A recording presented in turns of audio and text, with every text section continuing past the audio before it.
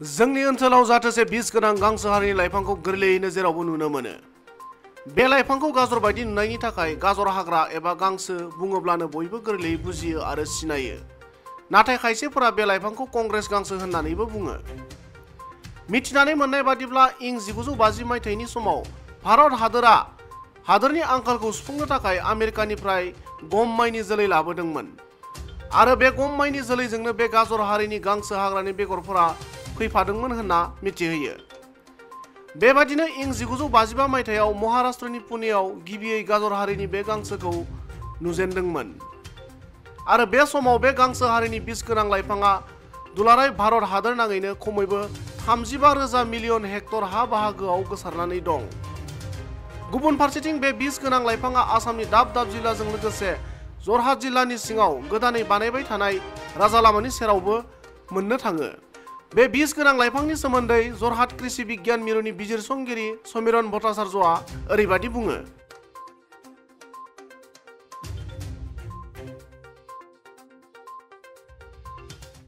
Parthenium বা গাজৰ ঘাঁহ বা আমি ইয়াক কংগ্ৰেছ গ্ৰাছ বুলিও কওঁ।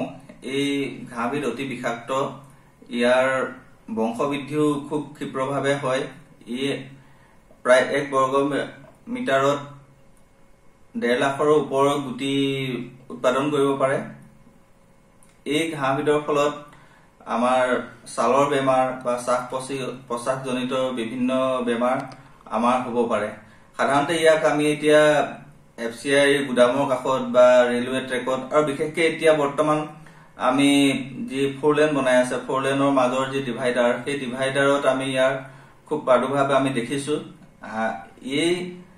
এই গতিত যদি আমাৰ বাঢ়ি থাকে, যদি আমাৰ কৃষি পথাৰতো বহু ক্ষেত্ৰত আমি দেখা পাইছো, ধৰক জাজিমুখ অঞ্চলৰ চমনি চাপৰি অঞ্চলত আমি ইয়াৰ মাটিমাহ মগুমাহ সেইবোৰ খেতিত আমি ইয়াৰ প্ৰাদুৰ্ভাৱ দেখিছো। ইয়াৰ ফলত আমাৰ যি শস্যৰ উৎপাদন তথা আমাৰ জনজীৱন ব্যাহত হোৱাৰ যি আশংকা সেইটো আমি নুই কৰিব নোৱাৰো। ইয়াক নিৰ্মূলকৰণৰ বাবে আমি যিবোৰ আবাদী অঞ্চল সেই আবাদী অঞ্চলবোৰত গ্লাইফোছেট আমি স্প্ৰে কৰিবলগীয়া হয় আৰু যদি কৃষি পথাৰত ইয়াৰ প্ৰাদুৰ্ভাৱ দেখা যায় তেতিয়া আমি কৃষি বিশেষজ্ঞসকলৰ লগত আলোচনা কৰিহে আমি যিকোনো বননাশক ব্যৱহাৰ কৰা উচিত। আৰু ই এটা ব্যক্তিগত সমস্যা নহয়, ই এটা সামাজিক সমস্যা।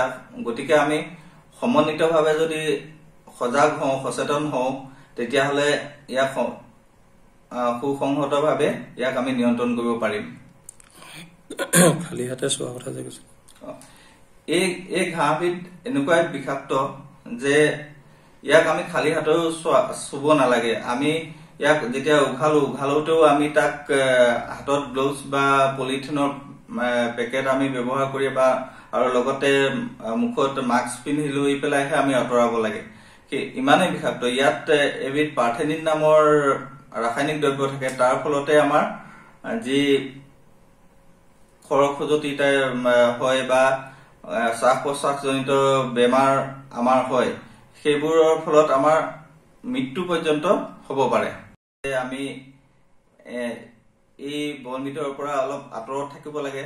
লগতে আমি অসম কৃষি বিশ্ববিদ্যালয়ৰ যি আপত্তিন নিয়ন্ত্ৰণ প্ৰকল্প আছে তথা কৃষি বিজ্ঞান কেন্দ্ৰসমূহ আছে, তেওঁলোকে ইয়াৰ ওপৰত সজাগতা সৃষ্টিৰ বাবে প্ৰতি বছৰে 16 পৰা